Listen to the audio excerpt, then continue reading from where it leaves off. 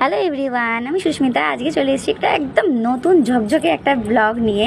তো ব্লগটা হচ্ছে অবভিয়াসলি বুঝতেই পারছো যে দীঘার ব্লগ। তো রাত্রির মানে প্রায় ভোর 4টে থেকে আমি ব্লগটা শুরু করছি, কারণ আমি একদম রেডি। 4টের সময় একদম ব্যাগ প্যাক গুছিয়ে রেডি।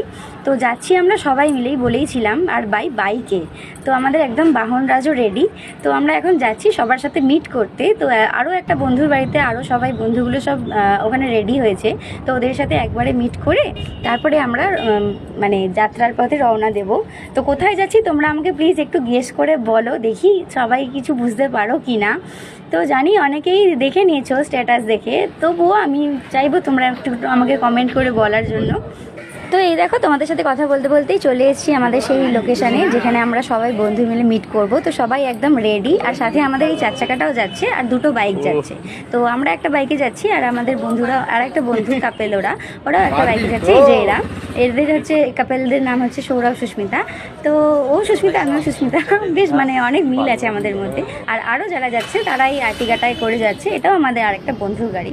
তো দেখো, আমরা মানে বেরিয়েই পড়েছি যাত্রাপথে। তো মানে খুব ভালো হোক এটাই আশা করব আমাদের জার্নিটা। তো তোমরা দেখে জানিও কেমন লাগলো। আর রাস্তাটা না একদম জাস্ট সুপারব, একদম হাইওয়ে দিয়ে যাচ্ছি ভোরবেলা।